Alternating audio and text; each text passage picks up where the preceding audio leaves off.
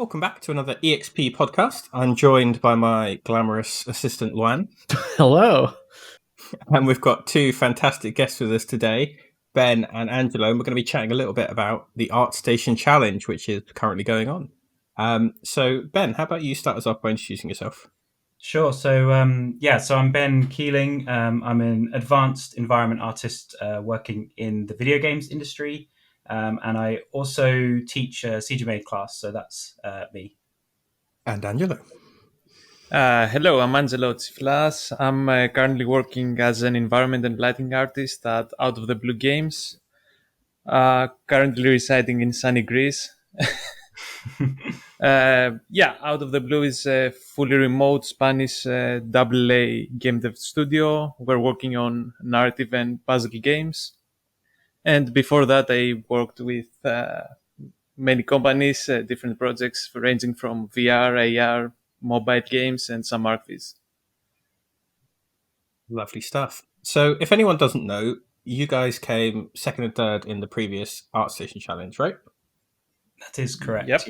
Yes. So, a new Artstation Challenge has just started. So we thought there'd be no better way to kind of hype up our listeners than to go and find out the secrets of how you guys got on top last time.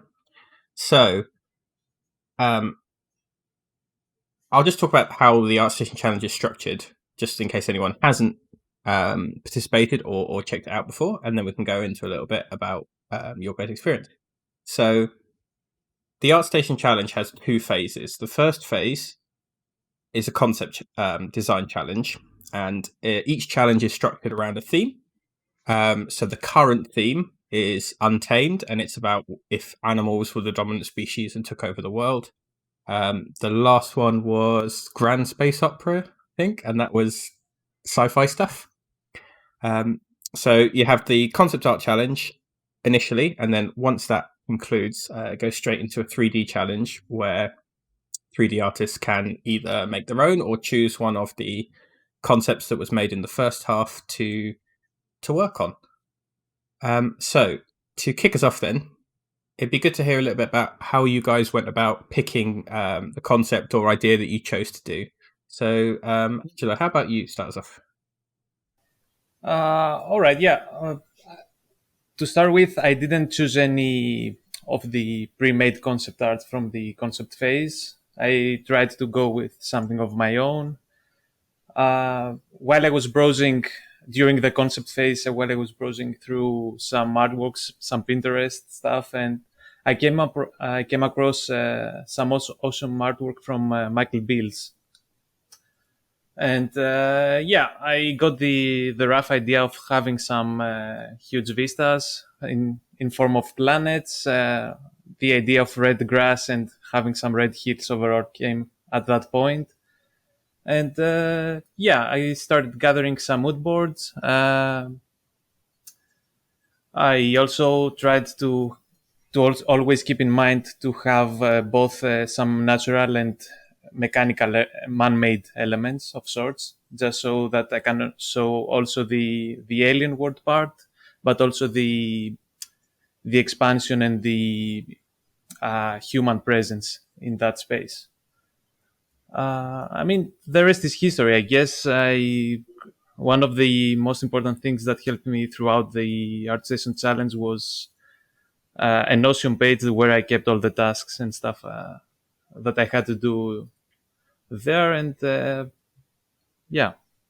think that's at least how I started. And maybe we can talk about the rest a bit after. Sure. So why did you choose to come up with your own idea then? Was it that you just none of the concepts you saw you resonated with you, or what was it?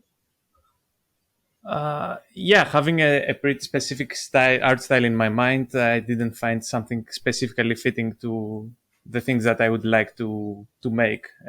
Most of the concepts were a bit more on the sci-fi and realistic side of things, while I'm trying to usually go with a more stylized approach to things. Okay. And Ben, I believe on the flip side, you did work off of one of the concepts, right? Yeah, I mean, it kind of almost contrasting to Angelo, I actually picked a concept. So I picked a concept by Alexander, and he had done a world where there were frog people in a swamp. And basically, the reason I chose his concept was because I think he did a really good job of trying to figure out what the world was and all the different aspects to it. So he picked sort of a big swamp area, and he had a giant tree house kind of style thing. And then inside, he designed all the interior. He designed different robots and mechs that basically would traverse the environment. So he thought about all aspects of it, basically. He thought about the different areas, interior, where they would live, what they would do in the space. So that really appealed to me in that sense. But also, one of the reasons that I chose it was because I was trying to do something with my own work where I was pushing more into working with mechs and robots, and wanted to try and put that across in my portfolio, basically. So I had picked that based on the theme. He obviously kind of just lined up really nicely for what I was doing with my own work.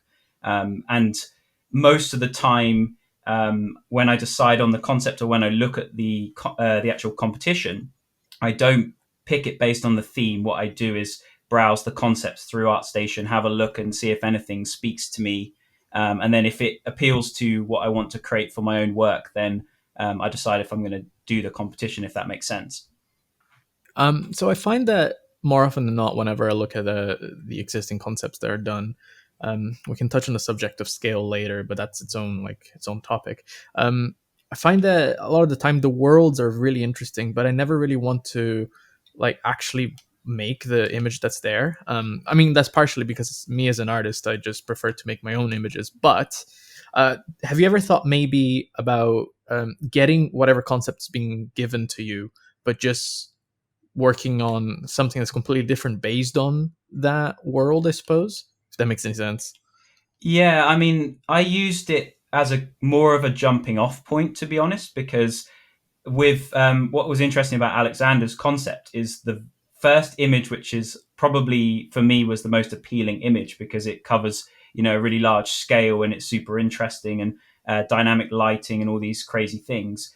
The actual world is very vast, like it was quite a large open environment, which generally from a competition perspective is a little scary because there's a lot of work to do. And what I actually did was pick one of the concepts that was slightly less in scale. So it was actually a different camera perspective looking down on the scene, where it was only focusing really on just the robots and the lily pads and the water and everything that I planned to create. And then because I felt like, although that was really interesting to me as a sort of starting point, I wanted to put my own spin on it, put my own ideas into it, and introduce more depth into the scene. So I used the other concepts to build up a new image, if you like, in terms of the concept. So yeah, that sort of a jumping off point, as I mentioned, just a starting point that I could work from, if that makes sense. No, absolutely. Reason I ask is because I've been thinking about doing one myself lately, and I just really, really wanted to explore someone else's world, but do my complete own image based on what they've done. And I find that not enough people do that. So I was kind of trying to understand why it is that people would just do it like a slight take on an image, on a pre-existing image, but no one ever just takes that world and just do their own thing with it. But that's an interesting answer. Yeah, I also think that I tend to be a bit more critical when it comes to looking at concept art, because I look at it as do I want to create this in 3D? That's often the question I'm asking myself. And, there are sometimes I look at concept art and I see things that I don't like. So a lot of the time I want to change them. So, it can be as simple as just the perspective of the shot or what's in the shot, as well as, the design of an element. So like with the mech walker robots, I tweaked the design of those quite a lot because I felt like I wanted to put more detail or whatever into certain elements of them. So yeah, a lot of the time it's that image as well. One of the things I really liked about it sounds really simple, but it was just the color was the thing that appealed to me, because I was looking at my portfolio and thinking that I don't really have enough green stuff. So that was one of the things I wanted to try and do. Yeah. You're making me want to load up my portfolio and have a look at my colors now. Yeah, I have way too much orange in mine. yeah. That's it's like a favorite. Like I swear I just made loads of blue stuff. That was my issue. But that's a good it's a good reason as any, really, to be like to look at what you have currently in your portfolio and be like, oh, I kind of want to explore this direction, but also to find just a color that inspires you to do something, right? I mean, that's art in general. Like, Yeah. I guess if you found something that was green and that kind of just called to you and you're like, oh, I really want to do something green right now. Yeah. Then yeah, I mean, that's a pretty good, valid reason, isn't it? And just to add up to what Luan said, I think it boils down specifically to how much you want to design some stuff. Because you can grab a nice concept, but if it doesn't have enough detail in the callout sheets, or you don't have much visual information in the concept itself, in the key frame shot, I mean, you might have to do a lot of guessing around to figure out how a prop inside this environment actually works. So I have to agree with Ben in this one, and I don't know why. I can understand maybe how most people don't want to try doing their own take on concepts, because for me, I usually grab a concept and go on from there, but I try not to stick around specifically in how the concept is made, but try my own maybe art style, maybe playing around with shaders to get a more unique look, and try to change some shapes here and there to match my own preferences, to say. Yeah, I don't know. What do you think about that? I mean, it makes total sense. I always like sort of designing my own environments and my own cinematics and everything, and kind of just exploring my own world that's in my head. But that is arguably just a 10 times the amount of work you got to do, right? So yeah, I totally get it. You've got like what, like 2 months, a month to finish something, depending on which part you entered, right? And you just want to get it done. So I totally get it. Yeah, that was the thing I was going to touch on as well, actually, is that when you start thinking about designing something from scratch, it often is the case that it takes a lot longer, at least for me, because I don't think I'm naturally good at just coming up with designs, which is why I lean more on the concept art, because there's people who are better than that, than me at that. So that's why I tend to lean more on it. And I'm kind of in admiration a little of Angelo and him just being able to pick a theme and just go, start designing his own thing and still manage to finish. Because I think if I did that, I would really struggle, I'm happy to kind of like redesign elements or portions, because I think I can improve on one area rather than, sort of come up with something entirely from scratch. Sometimes it helps me if I have a good starting point. Yeah, for sure. You have the sort of blessing and curse with concept art as well, that concept artists often can get away with being a lot looser with things. So you can see a concept and the visual of everything together can really grab your eye, but when you kind of get down to it, there's a stroke here or a bit here, and it's like, what actually is that when you go right in? So I think being able to kind of design some of your own elements is important anyway, like you're saying with the mechs and things. If they're not if they're just sort of painted in and they work in the concept really well because they're part of a bigger ensemble, but in 3D you can't get away with just throwing a quick brushstroke in. That's not a thing. You have to actually have shape and form to stuff. Yeah, that's totally correct. I also, now I'm kind of trained my eye to spot concept art where a lot more stuff is figured out, because you see these really amazing, beautiful concept art that's more illustrative. It's almost like a beautiful picture, and they're lovely pieces of art in their own right.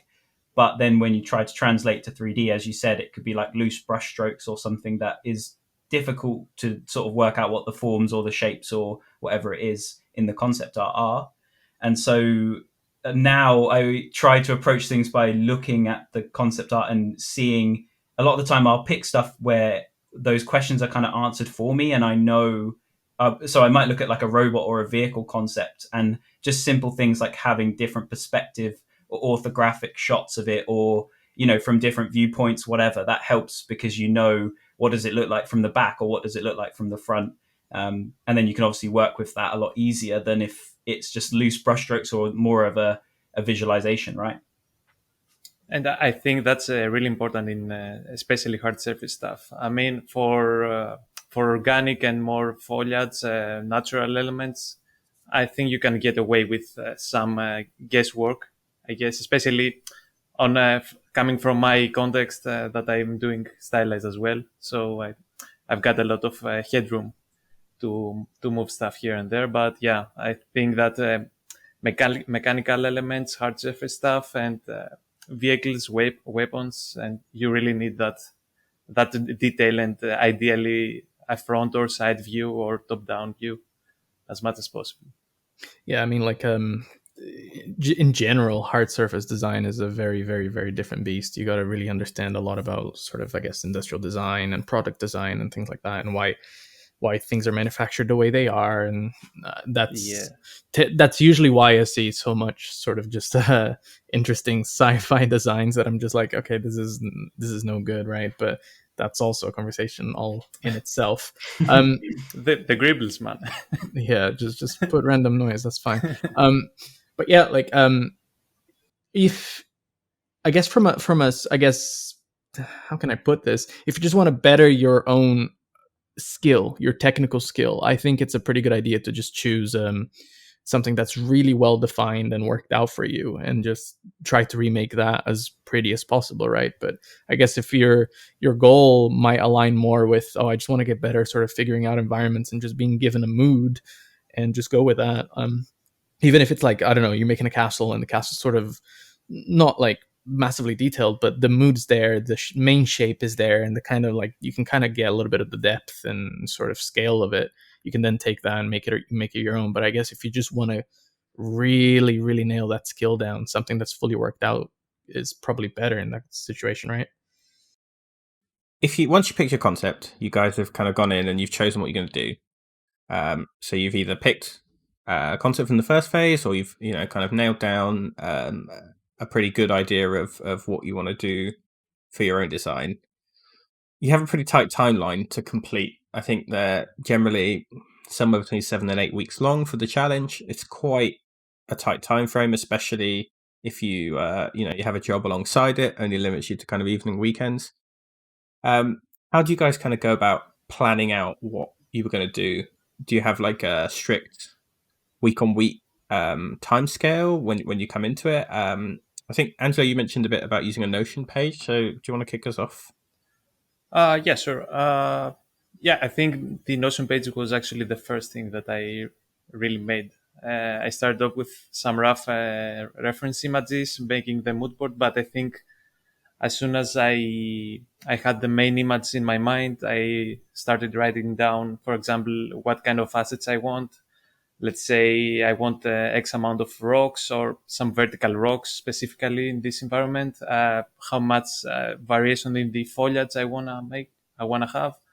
And after that, also how many hero assets compared to how many supportive elements in terms of assets. For example, in my environment, I had, I think, one hero asset, being the spaceship in the back, but I also had, for example, these pipe things going directing the eye towards the spaceship, and then the small light poles, I don't know how they're called, yeah, which were a super late addition at the end of the process. Other than that, I try to keep posting quite frequently, and the whole feedback, and especially the Artstation Challenge channel in the EXP server really helped me motivate me at the same time to keep working on it, and give me also super great feedback, and help me point minor things here and there, or maybe some bigger things like my lighting could do some work here, maybe the camera angle, I could try some more things. And I actually have on the bottom of my page a super big progression GIF of all the shots that all the work in progress shots that I have, and you can see that a lot of things changed quite massively, especially in the beginning. There was a lot of blockout, and I tried to a couple of different compositions. And I think after a point, when you get the basic materials, colors, camera, and the a rough polish in the assets, you can play around with adding more stuff in terms of lighting and fog, fog cards, clouds in the sky, and some more extra things like color grading and post-process things. With your entry, you made you kind of used a very small pool of assets compared to what I think a lot of people try and do. Was that something you intentionally thought about at the beginning? Like, can I, what's the minimum amount I can kind of use? Yeah, that was a really big thing for me because I didn't really want to model a lot of stuff, and I basically skipped making any unique bakes for any asset at all. Even the rocks that you see on the sides, which are pretty close up to the camera, were just some quick sculpts in zebras and then just decimated. Another really helpful thing in terms of iteration and work speed was my master shader that just basically utilized triplanar mapping and some tiling noises overall. Those were just somewhat brushstrokey looking tiling textures made in Substance Designer, nothing fancy about that. Just faked a lot of things and making good use of the amount of detail that every asset has through these tiling noises and then some detail normals at the very end. Do you think that having a smaller pool of stuff helped you to iterate more on your work and kind of be able to develop your idea further than if you'd have been spending more time kind of trying to make more detailed things? Oh yeah, most definitely. I think I've got, for example, the vast majority of the assets in the first 2 or 3 weeks in terms of the final polish. So I didn't have to bother working on the asset side of things anymore. And then I just had 2-3 weeks to mainly focus on the camera work and the Unreal side of things. For example, lighting, color grading, which was really polish and a really iterative kind of workflow. And then, just add things, as I said, fog cards and clouds, those guys, those planets in the background, and play around with the sky colors. Yeah, it was really helpful overall to not have to worry about making the perfect assets, the perfect bakes, the perfect unique texture for everything. And it was really quick, for example, to also just have a basic color for the terrain, basically, and just have the grass grab that color through RVTs, runtime virtual textures, and not having to worry about coloring, for example, the foliage as well. On kind of the flip side of that, Ben, you mentioned you went into it wanting to kind of focus more on doing mech work. So I'm guessing you wanted to kind of put a bit more time into making those kind of hero assets really stand out. Yeah, I mean, I approached it. It's kind of interesting because I approached it in a very sort of analytical way when I figured out how I was going to break things down. And I had taken a competition before, so I had a little bit of experience about maybe the time scales and figuring out when I would slot things in and all that kind of side of things. But I also just used general sort of project experience and things to work out how I would structure it. And I approached it in the same way I would with other projects by having, sort of a pre-production stage of, blocking out stuff, asset stuff, polish, feedback loop, that kind of thing. And so when I did the pre-production part, I spent a lot of time trying to answer questions that I was really unsure about. So things that I was worried or scared about in the scene.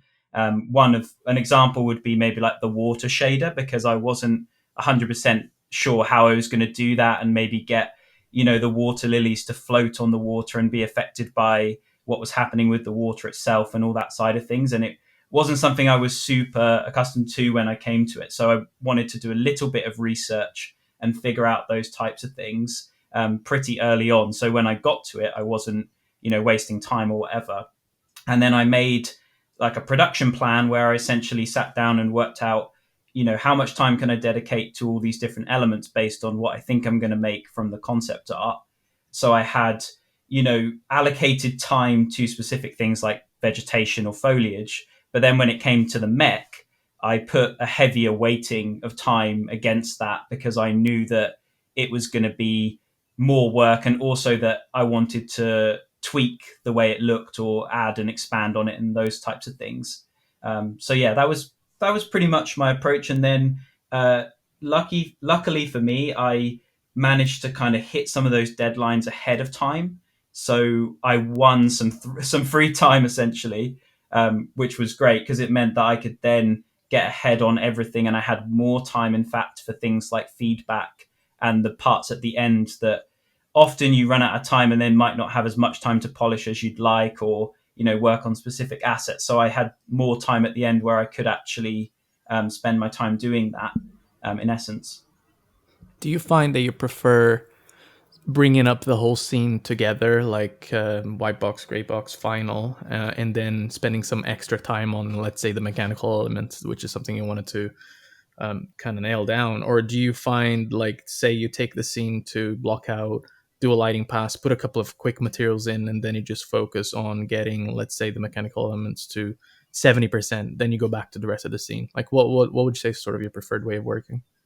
So just from experience, my preferred method is basically to put everything in place as it would be when it's the final kind of version, if you like. So if I'm doing a block out, I'm effectively taking the block out almost to like close to final low polys, essentially.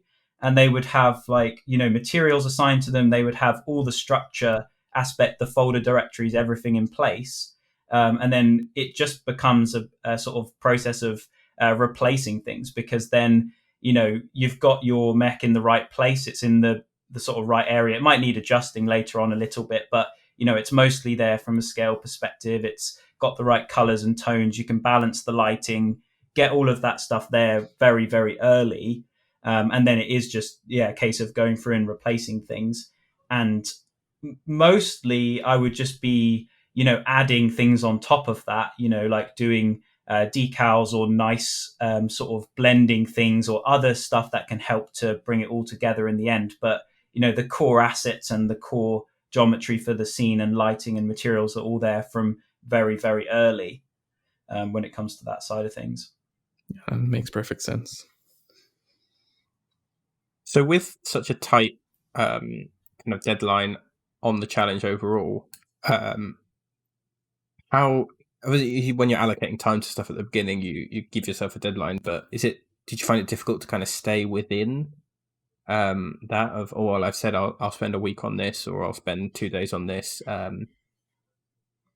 Is it something just from experience that you know when to say enough is enough, and just get it in, or is it something that you kind of had to battle a little bit with just to get everything together on time? Yeah, I mean, that's a good question. I think it's a lot easier to schedule yourself when you kind of know what you're capable of in a certain amount of time, because obviously with large projects where you've got lots of different people can work at different speeds or different rates or different quality levels or whatever. But scheduling myself is kind of easy because I know what I'm capable of in the time that I'm allocating to it. Obviously things happen where stuff doesn't quite go to plan, or you're not happy with a certain element or whatever, but in general I found it kind of okay to plan because I sort of knew what I could achieve in the time that I was set out. And then I would say on another thing that I also did was I would do a sort of like for like trade, where it might be that something takes me a bit longer than expected. Like the mech actually is a good example of that. It took me, even though I allocated almost a quarter of the time of the challenge to it, it still took me longer than I expected it to take. And that's with like shortcuts and other things that I was trying to do to win back time. So because I was ahead on the foliage and that took me less time, because I originally allocated like, a couple more days to foliage than I had actually taken to do it, I was able to borrow time from that area, if that makes sense. So it was, I guess you can sort of trade things, obviously, like with any sort of production, when you're making art, it doesn't really tend to always come together as you expect, and things happen and stuff comes up, right? That can be problems, or you want to go and work more on something because you think you can improve it or make it look better or whatever.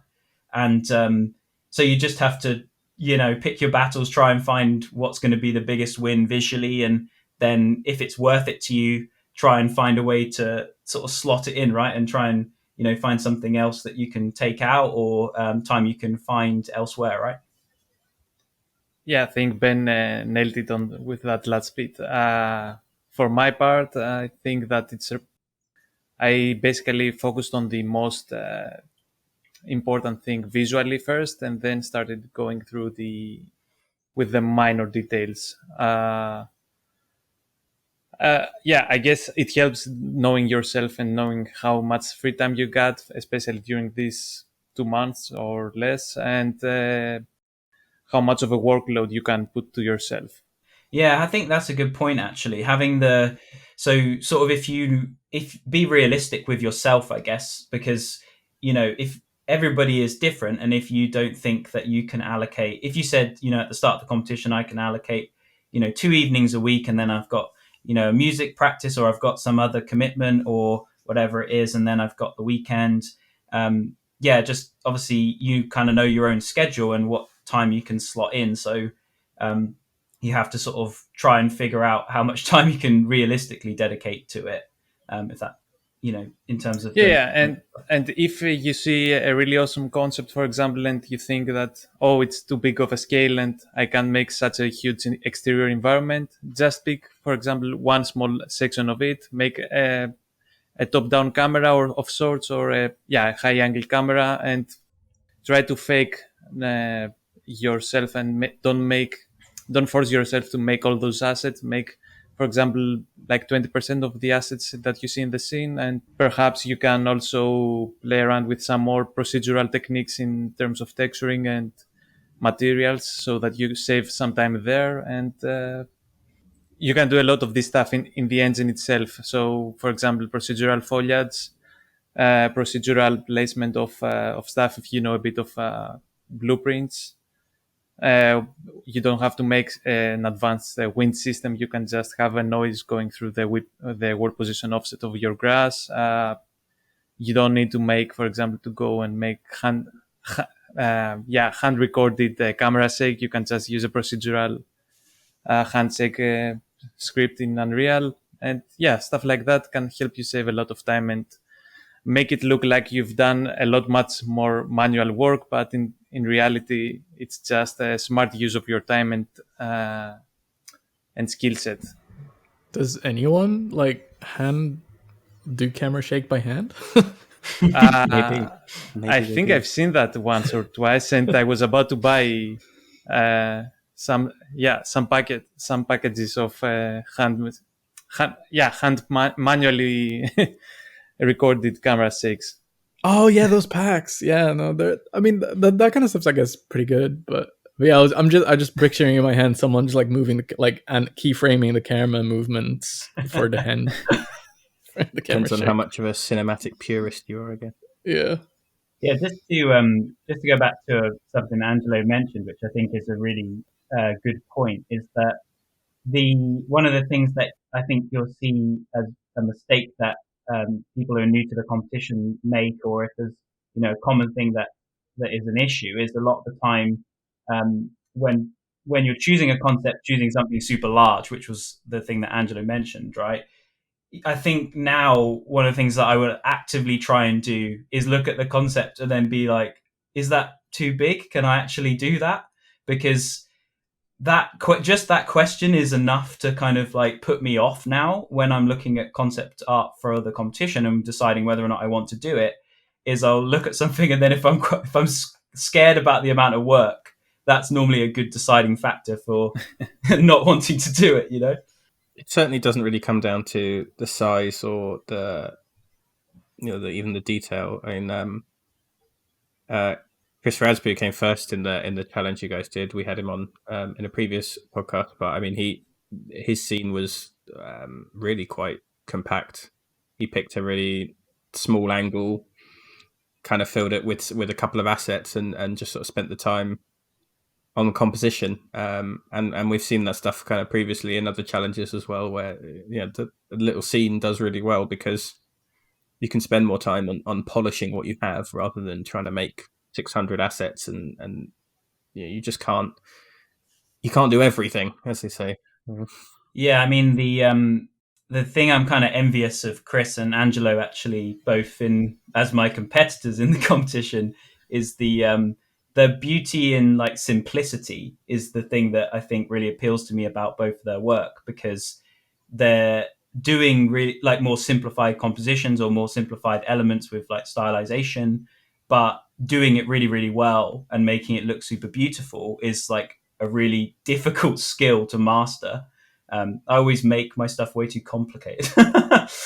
I think in big way terms, it boils down to lighting, I guess, and some sort of post-processing tricks, for example, vignetting and using some slight point lights here and there just to emphasize the parts of the image that you want to showcase. For example, I tend to think of when working on a composition, I tend to think of how it would look if it was a concept art, for example. I think that's a really good mindset to have when you're presenting stuff. And the more time you have on that polished part of the image, I think the better overall, the better overall environment you're gonna get, regardless of how detailed your assets there might be.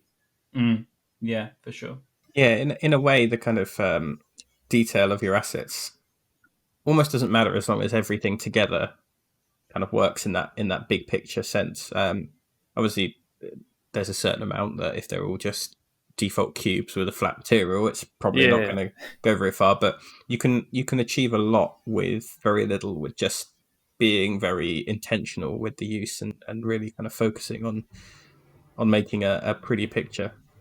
I mean, this touches on what Ben was saying earlier, right? Which is you can just get most of the way there with just your block out looking like it's final. It's block out art, but the lighting is there, the mood is there, everything's there. And you have a very clear picture of what you're going to make, right? And then you can start cutting corners where you need to cut corners. Or even just make things simpler if you decide to. Yeah, I had a bit of a sort of running joke with one of my friends from the 3D world about the fact that we would start personal projects and then just get only to the block out, and we just have a collection of really beautiful looking block outs that we could put on our portfolio. But we just never get to that stage and then just didn't complete the project. So I think so many artists are like that, man. Yeah, for sure. It's definitely a very solid way to go about working, though. I've seen a couple of really experienced guys in challenges where the scene is like 50% done in week 2, and then from then on it's just nailing everything else down and really getting that polish on there. And I think if you haven't got at least a couple of weeks where you've hit that like very nearly done, or that kind of 90%, and you haven't given yourself a couple of weeks at the end just to really push everything, then you're doing a bit of a disservice, and you're not going to get the same kind of level of quality as someone who has left themselves the time to just come back, tweak things, push this here, improve the lighting, get the renders, videos, this kind of stuff, because it all really, really makes a difference, that final presentation. Yeah, I mean, Chris really stressed me out in that competition because he posted something sort of like a week into the project. And I was like, that's done. I don't understand. Like, how have you done that? Like, how have you made that so quickly? It was stressful, but it was such a good motivator, because I looked at it and I was like, oh man, I need to like get going. Like, I need to do some good stuff here, because his first You can look at it as well if you look at Chris's submission. I think the first post is like, this is what I'm doing, and then next one is, it's done. Just crazy. Oh my goodness. Some people just know, man. Some people are just like, I know exactly what I'm gonna do, and Yeah. We had him and Tyler Smith on a podcast previously to talk about wizardry, because both of them are just like, here's a new thing, bam, done. Yeah, like Tyler is a good example for sure. Yeah, they just crack stuff out. It's having that eye, I think, isn't it? Like they see what they want to do, and they just know like how to get there, and the kind of there's a lot of quote unquote cheating involved in like, just some things don't matter to the final image. It's like you don't need to solve everything, you don't have to fix everything. Everything doesn't have to be perfect. Sometimes it's just knowing what's enough to get in and done and get that, the image and the composition that you want together, without having to spend too long on getting bogged down on does that mountain range in the back really need to be super detailed, or can it be a quick height map with some sort of procedural material on it. And I think that's all it really matters, especially in personal projects and in these Artstation challenges. I mean, it's always good if you can make a level, but I don't think that anyone is going to get too many bonus points for that, I guess. It's all about the big picture and the final shot. And in many times, I think that you can easily get away with just a single shot, just like Chris and I did. So yeah, there's a lot of cheating around and not actually having to bother making geometry, for example, outside the frames of my composition, or just not having to care if the performance is good. That's a really important thing. I mean, when I'm talking with anyone about this scene, I'm not telling them. Yeah, I'm telling them that this is not how I would make something in a production environment, of course, because there's so many, for example, cloud cards and so much wasted geometry in those geometry. Yeah, the grass is full geometry. And specifically for this environment, I also disabled the culling, so there's grass everywhere till the end of the image that you see, like 5 kilometers far. So sort of on that note, it'd be good to touch on any kind of big challenges that you guys kind of encountered, or issues during the challenge, rather than challenges during the challenge, but kind of stuff that you came across that perhaps you hadn't initially planned for, or things that popped up that you weren't quite expecting, and what they were and how you kind of dealt with them. I guess Angelo can keep going. Okay. Well, I think my first bit of a challenge was just to manage the whole time thing, because it's a really short time frame, and to be honest, it was the first challenge that I managed to finish. So I've also tried a couple of times before, but this was the one time that I managed to finish it. Yeah, actually, a lot of research time, I think, was due in the beginning, especially, for example, how to work with RVTs. It was the first time that I actually worked with all of that stuff. Some VFX that I needed to make, for example, the ambient particles and the wind. I don't know. Yeah, the wind VFX things, which is just some stripes on the top of the image, which is super minuscule overall, but it helped a lot in the video part of things. Camera shake was another thing that I had the first exposure with. I think one of the biggest challenges actually in the whole image was to pick a final hero asset to model out and have some more detail in there, because at some point I thought I wanted a spaceship. After a while I thought that maybe I need to have a space station in there, or some kind of a dome thing with a large tree in the center. Maybe at some point it also turned out to have a huge pyramid shape, or like an alien No Man's Sky inspired artifact of sorts. So it was a lot of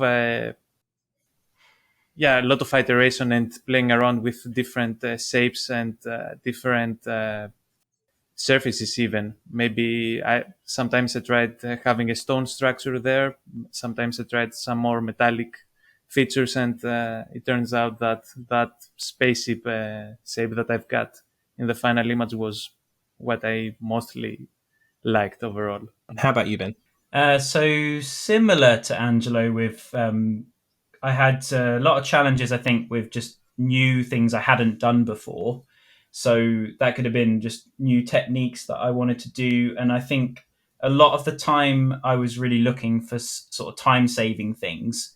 That was sort of things like I wanted to use Quixel Mixer a little bit to do some materials, and it's not something that I had really worked with before. I've mainly just made things in Substance Designer and not very often with Mixer. So that was great because I had to get into that and learn obviously how to use it, but then it saved me a bunch of time with materials because I could mix together different things in a quick time scale and then reuse those. I also made my scene. I didn't make my scene in Unreal, and my experience is mostly Unreal and sort of game engines like similar to that. I made my scene entirely in Blender, so that had its own challenges because with Unreal you have a shader editor and you have tools for landscape and everything that Angelo's touched on already, whereas Blender you have like versions of those but not the same type of thing. So you have to play sort of to the toolset strengths. And then I did have, it's worth mentioning, I had like what I might describe as like burnout or something creatively in a couple of places where I struggled. Like some days I'd be working on the scene and then I would just have, I wouldn't be feeling it, or I would make something that I wasn't happy with. And a really good example of that was the rocks that I made for the scene. One day I spent Saturday sort of just sculpting rocks in ZBrush, and it just wasn't clicking, like it wasn't working. I couldn't get a good result that I was happy with. So what I did was I came back to that a week later and then just managed to sculpt two rocks that I needed for the scene in one day, and everything was great. So it was just one of those things where it's like it wasn't clicking that day for whatever reason. And so knowing yourself, coming back to it and just being like, okay, well, today it didn't work. But it's obviously that's really hard, like sort of mentally, because you know that you're under pressure from the timescale of the project. So you sort of have to, try and do something else or just move on and come back or whatever it is. Basically, those were the biggest, I think, challenges I had. It's definitely good not to get stuck on anything, because you like you say, you could have spent like a week trying to get the perfect rock, and if it's just not happening, it's not happening. I think I was trying to do something. I was trying to do too much because I was trying to save time by taking a scan as a base and then sort of cleaning that up and then working through it. And what I did was, I think I took the scan and then I tried to like make a low resolution version of it. Like I made a decimated version and then tried to sculpt the detail. And what was actually better was taking the highest resolution that I had and then kind of reworking that, because then at least I had a bit more of a idea of what the rock should look like, and I could sort of work into it a bit more and clean it up and make it more simplified for the scene, and then do a texture pass and bake it all down and everything. So that worked out a lot better. But the first iteration, I think I was trying to invent too much detail and try and add things into it, and that sort of side of things, I just wasn't happy with the result once I got to the end of it. Yeah, it's definitely something that can be very tricky. When it's very easy, I think, as artists to kind of see something you're not happy about and get stuck on it and just want to get that thing perfect, when in reality, if you get everything else in, that one thing probably doesn't really make, it's not the thing that makes or breaks your environment, unless it's the key hero prop. That's a bit different, but a rock in the background, a fantastic rock and a average rock are not that different really in a big scene, right? Yeah, that's true. I mean, it's very easy, as you said, to kind of like fixate on, oh, this thing needs to be perfect, and then it's kind of off camera and you don't see it in too much detail. I think that I was kind of focusing on these things as well because, like, I put scans in to kind of give me what we talked about earlier, actually, with the block out, was to give me a good representation of what it would become. And then it started to feel out of place in the scene because as I replaced everything else and I had more of like a simplified, handcrafted feel to the other elements of the scene, having a super photorealistic rock in it sort of didn't sit right. So I got fixated a bit more on that just because I wanted to make the overall sort of aesthetic and more simplified illustrative look work, if that makes sense. Mm. Yeah. It's really about trying to getting what you're trying to achieve. So you touched a little bit about learning. So I was interested to hear a bit about when you go into these challenges, kind of for both of you, are you looking to put into practice things that you you have learned recently, or you kind of polish up what you know, or are you kind of looking more on, I want to try some new stuff, I've heard about this thing, I want to try using this stuff, or is it sort of a bit of somewhere in between those? I think a mix of those two is a really great point to start. As for me, I try to polish some workflows that I tried before in a smaller scale, and the whole challenge was a really nice opportunity to just combine all these kind of things in one environment. As I said, RVT was a great point of struggle for me throughout just before the challenge, and it was a great opportunity to finally get over my fear of them and use it actually. After that, for example, the spline blueprints, it was something that I knew that I could do, but I never really tried to make before. So that was another thing. Things like the cloud cards, the fog cards, some more shader stuff that really helped me get a better understanding on the whole material editor.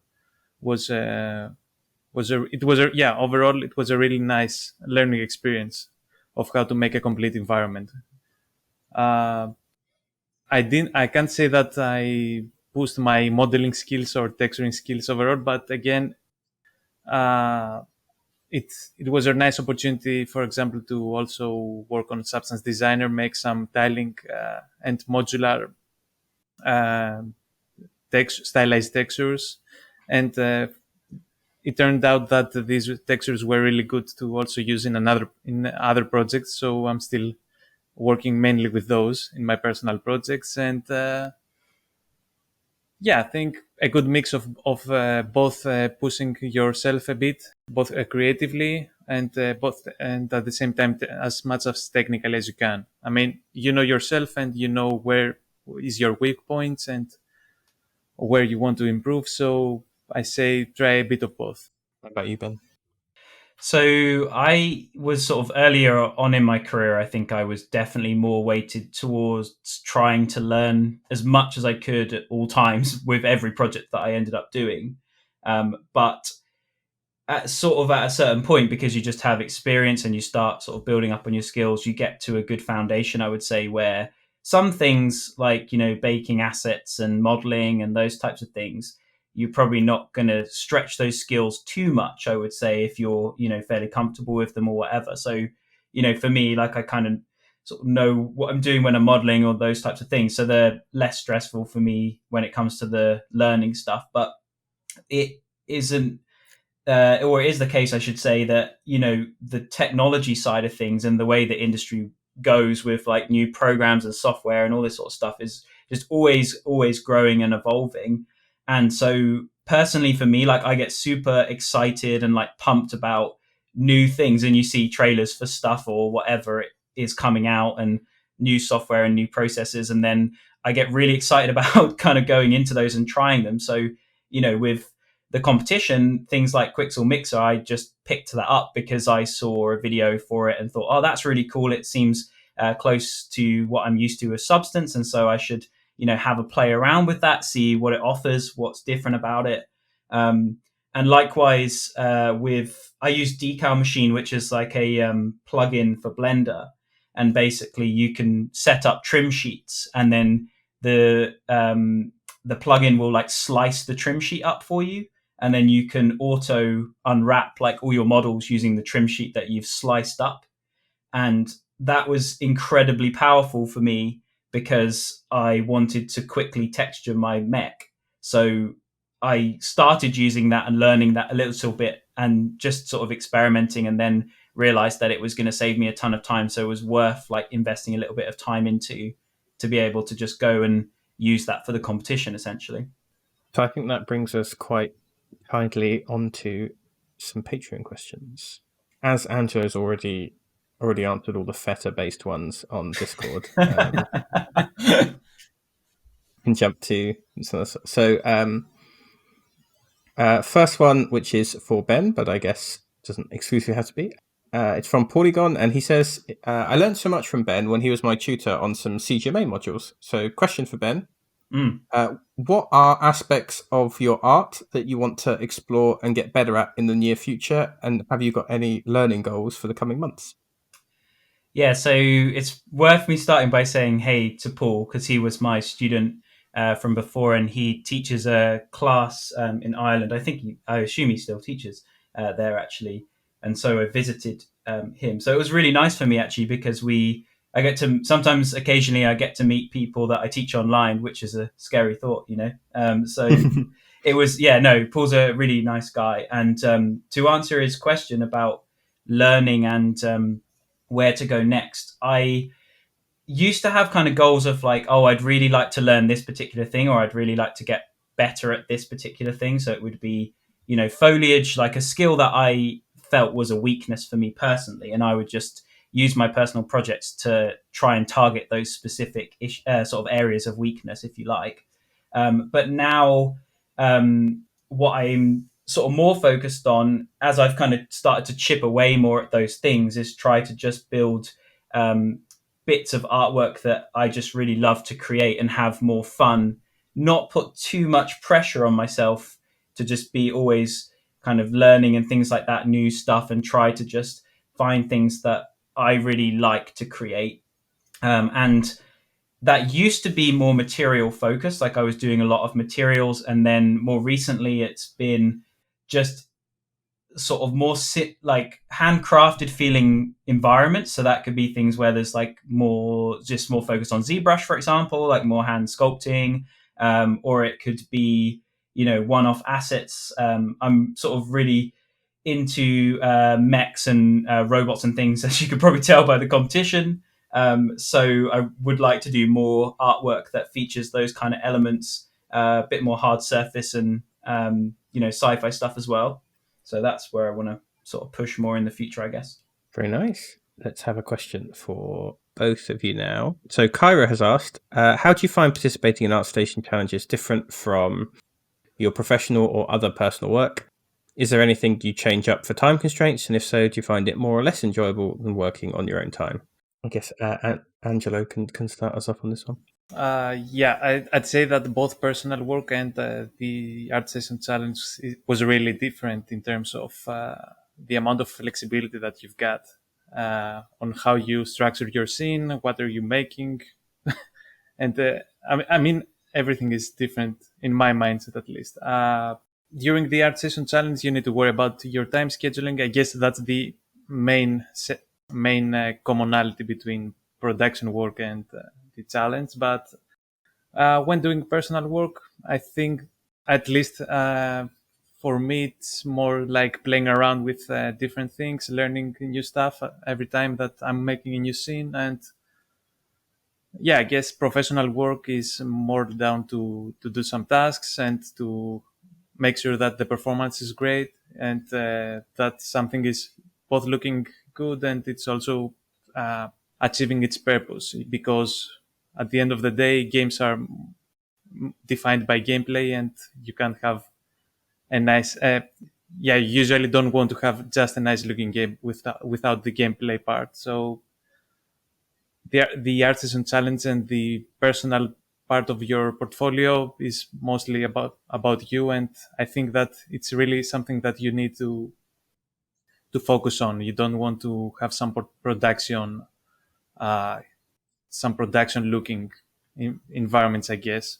But I mean, it's also great if you want to get a job. But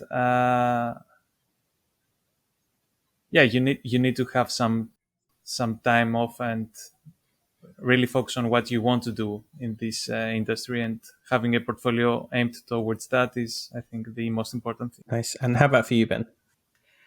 So I think the time pressure and the deadline are definitely something that's different for me between the competition and personal work, because for most of my personal work at the moment, I don't give myself too much of a strict deadline. I have a rough idea of how long I'd like something to take, or when I'm going to finish it. But obviously with the competition for the 3D part, you have a stricter deadline of a couple of months to do the competition.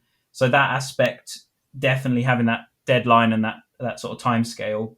But I think the other thing is, and this might be like a self-inflicted pressure, but the pressure of like putting your work on an online forum that other people can sort of comment on and give you feedback and help, and the educational side of that, and sort of I feel like a sort of responsibility to teach people the workflows that I'm taking, or trying to help people as much as possible. And that's so like one of the things I did was I tried to give myself a schedule for when I would post the work. So I post it every week or every Sunday or whatever, and I'd try and write the most interesting or educational update that I could in terms of, what I'd done for the week and what I'd learned and that type of stuff.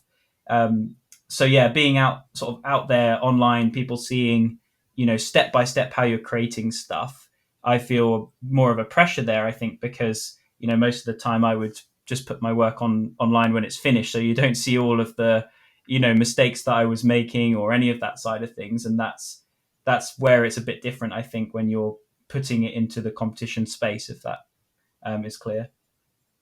No pressure, right?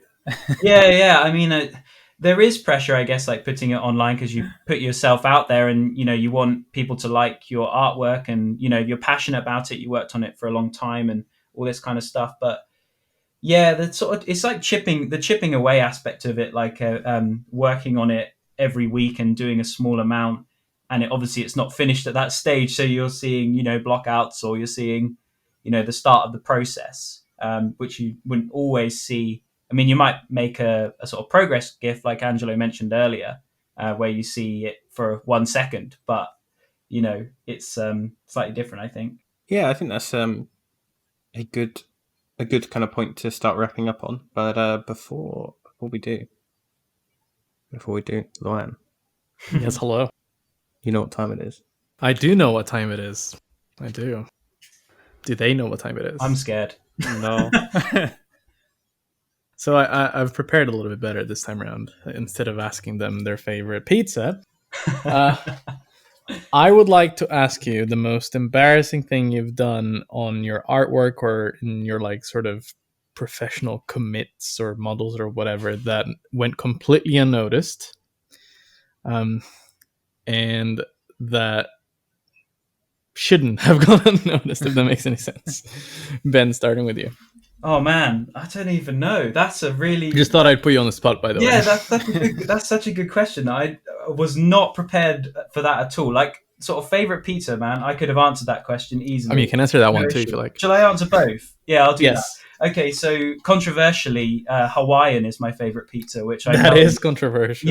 Because people have a real issue with pineapple, right? There's some sort of weird, I don't know, thing there. But I do also love like just something that's super full of cheese. So I'm cheese and pineapple. With the pizza convo, I'm just buying time to try and figure out what my embarrassing is. I don't want to say a cop-out answer, because I can't think of anything that I've done that's... I guess it would be the sort of like, sort of when I was at university, we would hand our work in, and then we might model something that probably shouldn't be modeled inside the piece of work and scale it down to a really small scale, and then see if the lecturer noticed. So, for example, it might be a rude human body part that would go into, I don't know, a house or something. Yep. I'm not saying that I did this, just so you know. It's just something that... But I know someone that did. I know, like a friend... We've heard of it being done. Yeah. No, I think, in all honesty, I think it was more of a discussion, and then decided that maybe a grade might be affected, so decided not to do that. But yeah, yes, that would be an embarrassing one, I'm sure. Angela, you got some? You can do the pizza as well. Yeah, I think the pizza is the most important one. Yeah, I'm dead serious, but Mediterranean pizza is the best. It's pretty good. Yeah, I mean, it has feta, so what can I say? Exactly. I think that. Yeah, and as far as some embarrassing stuff, to be honest, I don't really have a great story as Ben, but I mean, I worked at at a mobile game once, and I was responsible for some reason about for the characters, and we started off with the main character, which was just made for the pitch of the game. It was made super fast. I mean, like zero measure ritopo fast, and for some reason we didn't have time or we forgot, I think, to polish that character in the end, and it is now the hero asset Oh no. in the final game, and nobody thought that it was bad, but okay. Hey man, I guess if it works, right? I mean, it also got in the commercial ads on TV, so I better not mention what game it is. Sure, yeah. I was really hoping one of you would be like, "Oh yeah, I know, mark the whole Perforce depot for delete." You know. Well, I mean, that's a classic rite of passage. Yeah, that's a rite of passage. I did actually, it's just while you guys were talking about that, I did just remember another one which I can share with you guys. So my friend, he made a battalion ship for his final project at university, and he had a shield and the shield had a 3D representation of myself and him fighting, but we were naked. On the shield, and it was like the crest of the ship, which was really great. That's amazing. A really good one. I think other than the usual like sort of mistakes as you go throughout your career, one thing that I did, I guess it's more of an Easter egg, I suppose, but I used to use with consent pictures of sort of me and my friends at like parties and like say the work Christmas party and stuff, and there was one time where I was making a window texture for like skyscrapers, and I needed some sort of like just kind of noise in the background to imply that there might be something happening, because there was no like fancy parallax thing or anything at the time, and I just totally used all those pictures, barely visible, and it was pretty good. Let's just say if the lead had actually had a proper look at it, it might have to been changed. But hey, cool. That's my part done. Tim?